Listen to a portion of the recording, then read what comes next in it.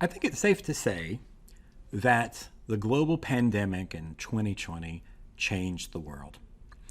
This pandemic was caused by the virus SARS CoV-2 and created a really horrible disease, COVID-19, that required vaccinations to be made, and unfortunately, a lot of people got really sick. So in this video, what I want to do is I want to talk about what is SARS CoV-2, what's the genome, what's it look like, what's the biology of this really nasty virus, and what are some of the technical and scientific biological things that have happened as we developed vaccines towards this virus. Let's get started.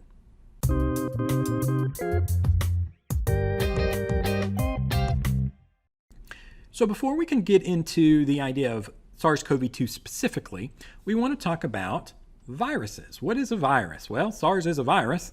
So what is it? Is it alive? Well, technically no. Viruses, most scientists would consider not to be a living thing. Well, what is it then? It's basically some genetic material like DNA or RNA wrapped by a protein coat, right? So all these are viruses. You got some DNA, you got some RNA, all wrapped around by a protein coat. These are not cells. Viruses are not cells. So then what are they? Well, I like to think of them as non-living parasites. So because they can't do their own metabolizing, right? They can't break down food, they can't get energy that way, because they lack the enzymes for it, they have to rely on your cells. Your cells have the machinery to make proteins, to metabolize things. So they actually have to rely on your machinery to get the job done, to replicate, to spread. So I want to go a little more in depth specifically about this virus, SARS CoV-2, and how it uses our machinery. So what's the structure? Let's talk a little bit about the structure. SARS CoV-2 stands for severe acute respiratory syndrome, and this is a coronavirus. As you see here, it sort of has that typical corona or crown-like look to it if you look down. And it's made up of several components. This happens to be an RNA virus, meaning there's no DNA, it's just RNA in the center, in the genome. And then it's surrounded by what you would typically think of in a typical virus. So you've got an envelope, right? Think of what's in an envelope. You're going to send a letter, you're going to send a message. Well, this message is bad news, right? It's a letter you don't want to get. Then there's a membrane as well that surrounds that. We also have a nucleocapsid. So if you think about this, this is like a little capsule around the nucleotides or the RNA. Then one of the most studied parts of the coronavirus structure is this particular spike protein. And so I've sort of blown it up here. This is sort of a 3D rendering of what that spike protein looks like. It's on the surface of the coronavirus. And this actually serves as the antigen. So if you remember back to some of my videos on immunology, antigens, right, are involved in the signaling. It helps this virus get into the cell. It also helps the immune system fight it off. So the spike protein is really very well studied, and we really spend a lot of time looking at its structure. So now what about the genes? What's in this RNA? What's this genetic material? What are the genes in it?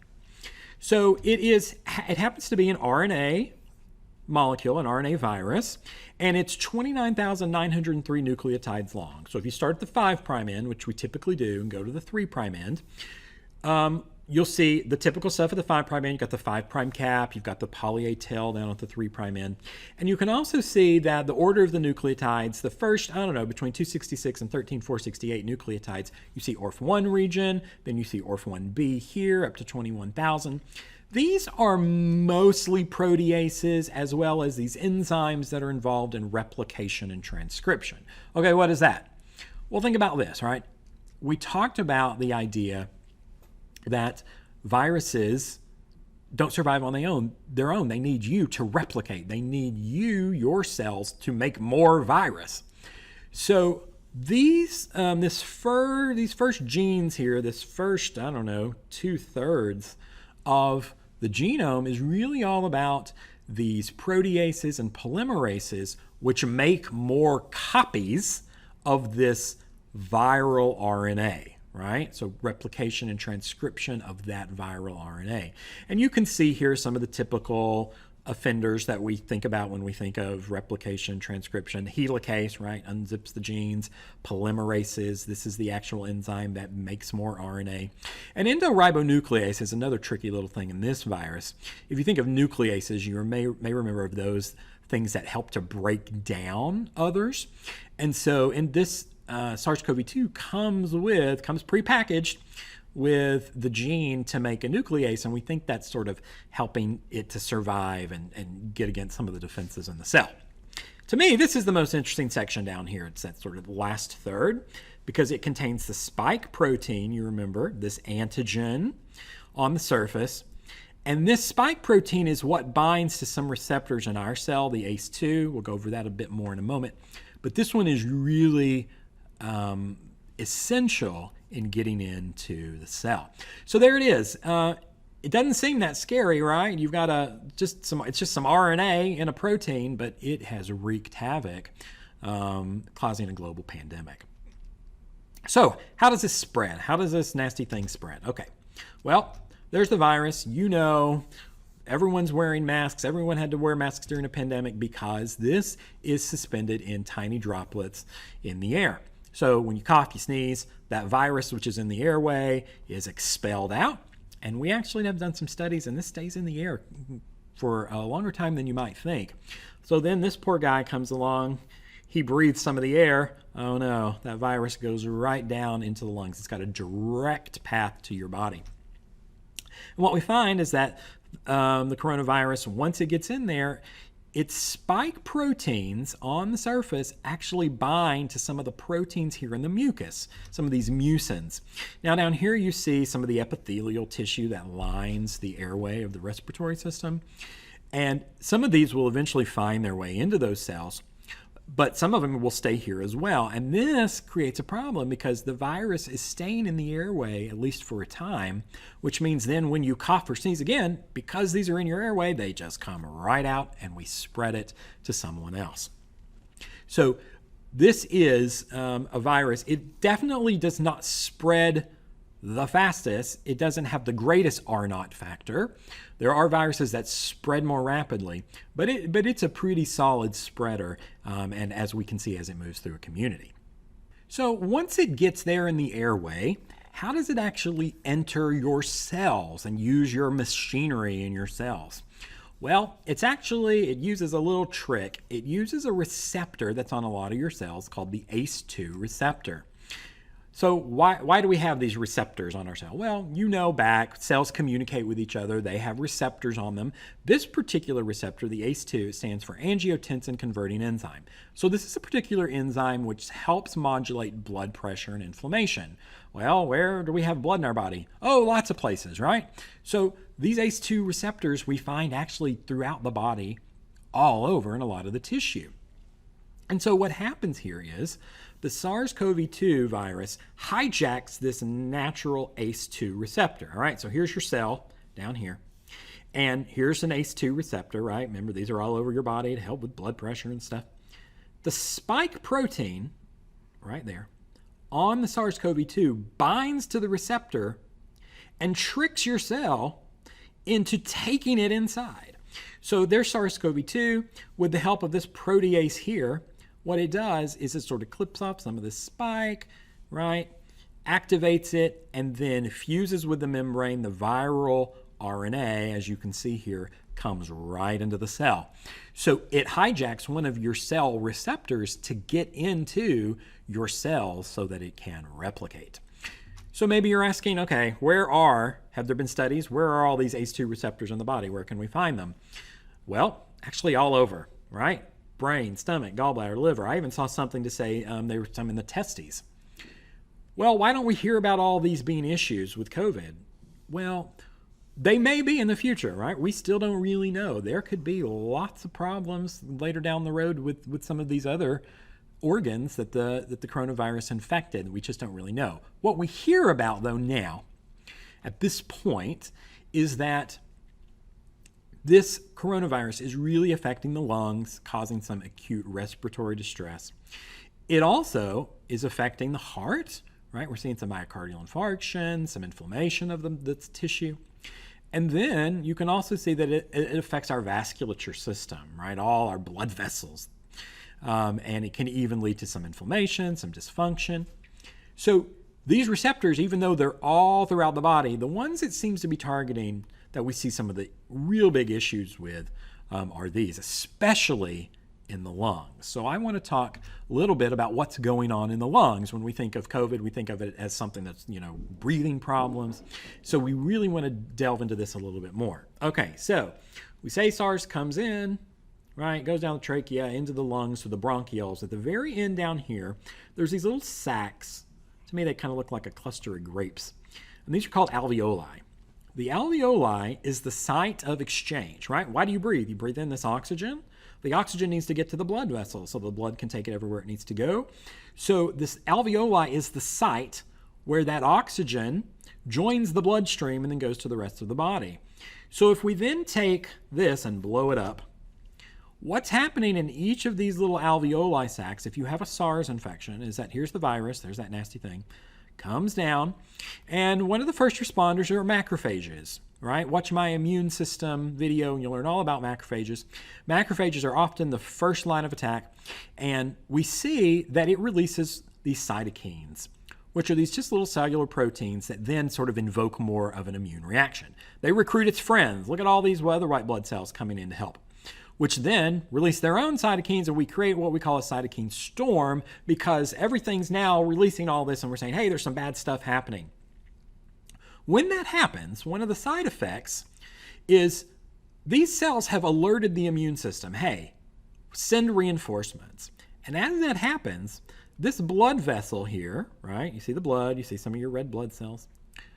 What they're doing is they start to dilate and become a little leaky. So they're a little more leaky now. We're letting the cells come, the white blood cells come to fight off the infection. As that happens, though, fluid starts to leak in now. And we start to get these fibrin clots. And I've sort of listed all this over here for you as well. As the virus infects the lung, these macrophages produce these cytokines, which attract more immune cells. And then here we are here, they damage because of the formation of this fibrin. And then what's going to start to happen is because these blood vessels are now weak and really leaky, fluid will start to leak in to these alveoli. And so all these alveoli, which are supposed to be responsible for getting oxygen to these red blood cells, they can't. There's all this fluid, right? And so your oxygen levels, right, if you have a pulse oximeter, which is measuring the oxygen levels, it's going to tell you that there's not a lot of oxygen in those red blood cells. And that is a big problem. One of the biggest problems, perhaps the biggest, from coronavirus. So really nasty disease. What it does to the lungs here is this cytokine storm, which really plays a big impact. So it's in your tissues. It's made it past a little bit of the immune system. Now it's in your cells. What's it going to do? Well, viruses typically have a replication cycle. So I just want to go through the specific one of SARS CoV-2. So you've got these receptors on the surface of your cells, right? And here comes the coronavirus. And notice that its antigen, its spike protein, attaches right there to the ACE2 receptor, right? That's that famous ACE2. Once it does that, it goes through endocytosis and enters the cell. Now, once it arrives in the cell, this is when it starts to use your machinery. So it takes some of your ribosomes and its own genetic material and says, ribosome, make a copy of that. You may remember that ribosomes are just basically little protein factories in your cell. So it takes your own factory, your ribosome, and makes a copy of itself and actually starts to make more proteins. What's it going to do? It makes a protein, a polymerase. And you remember polymerase is used to make more RNA. So this polymerase here will then start replicating. We're going to make more RNA, right? Lots of RNA down there. So that the genetic material in the virus starts to become replicated. So now your cell is full of viral genes. And it will even make all these parts, right? It'll make the gene to make the spike protein and the membrane and envelope. All this stuff is there, as well as its genome, that's been replicated. Well, then what happens? If you think about what happens in the cell, after we get some RNA made, the RNA goes to ribosomes. Well, you've got some ribosomes floating in the cell, but you also have a lot of ribosomes down here in the ER, the endoplasmic reticulum. And the ribosomes in the ER actually will start to make all the parts of the virus, right? So if a virus is just some genetic material surrounded by some protein, well, here's the protein factory, all here in the endoplasmic reticulum. All these ribosomes in the rough ER are going to start making all the parts of the virus. Then those parts will start to self-assemble. You can see the genetic material finds the capsids, and then it will start to self-assemble it back into the virus. So we had one virus come in. It literally treated your cell as a copy machine. Made a bunch of copies of the virus. They're now going to go and infect other cells because you just made a lot of copies. One of the starkest things I ever thought about or heard was that the virus doesn't travel on its own to people. We literally carry the virus to each other, right? That's something to think about. So, are you doomed? Well, your body does have some immune response. So this is a typical immune response to a viral pathogen. This one's specific to SARS. So when SARS comes in the body, has its little antigens on the surface, the virus replicates. We just went over that process. Lots of virus, makes lots of new viruses. Well, then what's going to happen is hopefully your immune system, your body's going to see it, check in and say, okay, we need to mount an attack. So what happens is you've got these macrophages, these dendritic cells. They'll see it. They'll start to digest this particular virus, and then they'll take the little antigens from the surface and they'll present it to one of their friends. So we call this an APC, an antigen presenting cell, because it takes the antigen, right, the little name tag, and says, hey, look what I found. I found something nasty going on. And it takes these antigens and presents it to its friend, the helper T cell. The helper T cell then receives that information, and you may remember from my immunology video that the helper T, right, which is this one right here, the helper T, then starts a cascade and alerts the rest of the immune system, right? So this helper T cell, also we call them CD4 plus cells, starts two paths. One of the paths is the path of the B cells and the antibodies in the body. And so the B cells, which make their antibodies, right, they're going to test once they see that it matches up, right? Notice that the antibody here would match the antigen there. They're going to make some plasma B cells, which are responsible for releasing those antibodies. The antibodies will then go and capture the invaders. That's what we want. We want these antibodies created. Now, this is what we call the humoral path. This is the path in the blood, in the fluids of the body. Well, what about those cells of yours that have already been infected, right? It's in some of your cells. We need a different type of cell, a different type of response to get to the cells in your body that are already infected. That's when we get the T cells. The T cells, these killer T cells, then are produced as well and alerted from the helper T.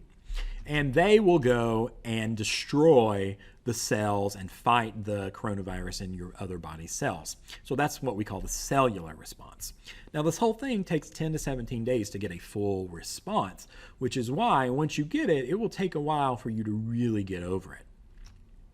So, one of the things that happens is that those B cells we just talked about that make the antibodies, actually some of them hang around and are what we call memory B cells. So once your body goes through the process of fighting off this virus, it needs to remember in a way in case it encounters that virus again. So what happens is when you have the first exposure, you get a buildup of antibodies, right? These are what's going to fight off the infection. That's called a primary immune response. Over time, then, that will go down, right? It takes, a few weeks. If you then have a secondary exposure, notice this huge response. That's the secondary immune exposure or response. So notice the antibody concentration is really high up here. So how do we get to this? All these antibodies created. Well, there's a few ways. One, you can actually be exposed to the virus, but that's not good because it might make you really sick. And unfortunately, a lot of people have died from coronavirus. The better way, thanks to science, is that your primary exposure, your initial exposure, is instead a vaccine. If you get a vaccine, then what happens is you get the immune response built up, but you didn't get the actual exposure to the virus itself. So if you do see that virus again, well, you're immediately going to have an antibody reaction that builds up. So vaccines are what allow your body to immediately give a secondary response versus a primary response. So I remember when the virus first started appearing, and then there was all this chatter amongst the virologists about what's the best vaccine, what way can we really get to this? Because there are a lot of different strategies in making vaccines. There's a lot of different types of vaccines. Some take longer than others. So there's a lot of strategies. So let me walk you through a few of the strategies, and then I'm going to go in depth into one in particular. One strategy for vaccine, and this has been around a long time, is by taking a virus, and then, so it's a live living virus, but we call it an attenuated virus because we sort of weakened it a bit, right? It's not as strong. And the typical MMR, measles, mumps, rubella, and the chickenpox virus, those are live attenuated viruses that you inject into your body. So it doesn't really hurt you because it's weakened, but it still builds up a reaction. There is one COVID vaccine being developed. The Genomics vaccine is a live attenuated vaccine. Then another strategy would be an inactivated or sort of a dead. I know it's hard to have a dead virus because they're not really living, but this one's really inactivated.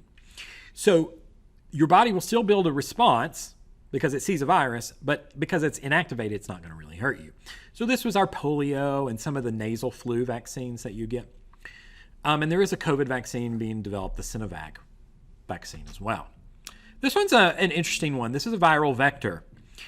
And what they do here is they take a virus that we know that's not harmful. It happens to be the one they're using is the adenovirus. Not a really harmful virus. And what they're doing instead is they're putting in the genetic code so that this virus, its spike protein is actually the one for SARS, right? So the virus itself is a non-harmful one, the adenovirus. But the spike protein is the SARS virus. So your body will still mount an attack against this virus, even though you don't really have the real thing in your body. So we call this a recombinant viral vector. So the vector, the delivering agent, is the adenovirus, but it's a recombination of different viruses because it includes the SARS spike protein. And the Ebola virus that we had developed is actually a recombinant viral vector.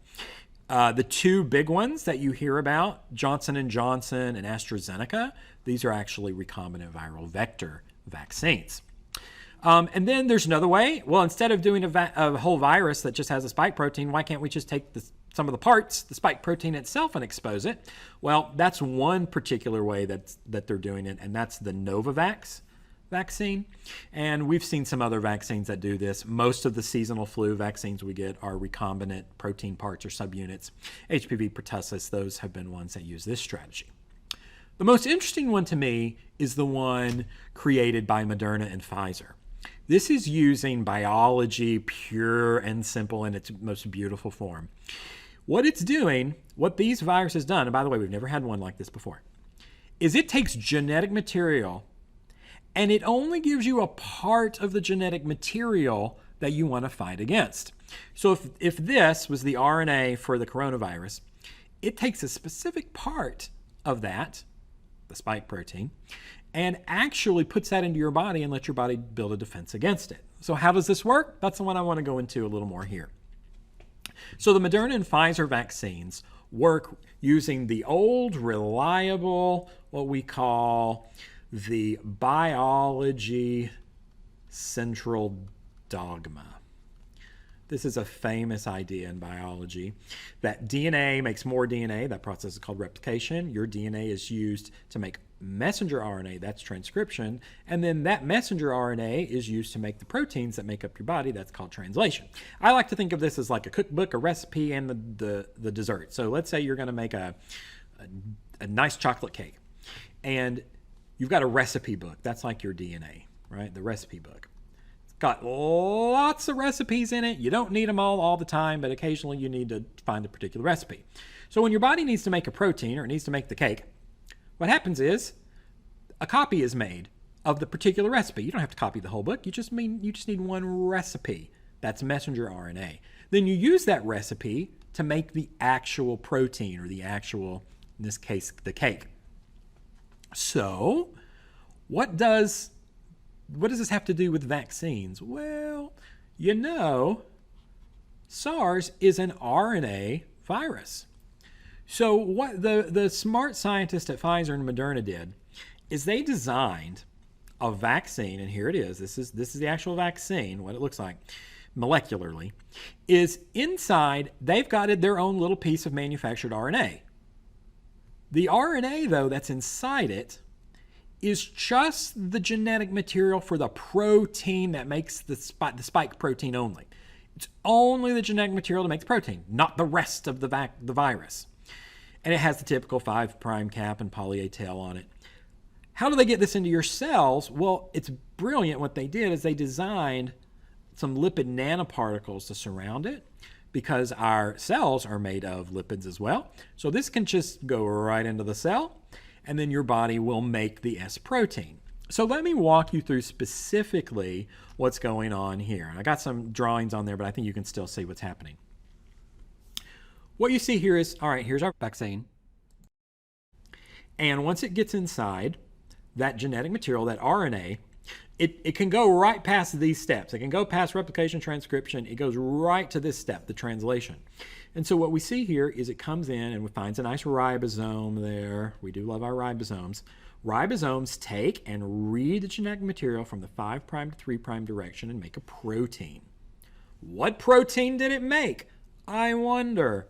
It just so happens that it's made this thing I've been talking about all the time. The code was to make the protein, the spike protein. Some of those kind of leave. Others go through the MHC system, and you get a proteasome that breaks it down. And then one of these beautiful little MHC, major histocompatibility proteins, will take the antigen that it found and say, hey, I found an antigen. We must be infected. And it takes that and puts it on the surface. Think of MHC as sort of a snapshot of what's going on in the cell. They're these little proteins that alert the other cells in the immune system what's going on. So MHC takes the antigen and presents it over to the T cells, which then alert dendritic cells, which then the whole immune system is going to respond. Now, did this put the virus in you? No.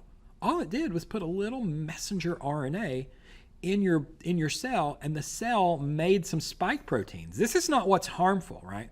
The virus itself is harmful. So your body mounts an attack against the virus that you don't even have. So this is a brilliant way that the scientists have designed a new vaccine. I think we'll probably see more and more like this. Now, you might have heard people say, oh, I'm not going to get these vaccines because you're putting viral DNA in our cells. No. Those people don't understand a basic understanding of biology. There is no DNA in this vaccine. It is only messenger RNA. So this will not become incorporated into your DNA. There's no risk of that happening because messenger RNA is pretty unstable and it only stays around for a few days, which is why you actually have to get 2 shots of this to get that immune response. Okay? So hopefully in this video, you now have a stronger understanding of the genome of SARS CoV-2, how it replicates, what it does to your body cells, and then some of the interesting scientific advances made through these vaccines. As I like to say often, it's really just all biology.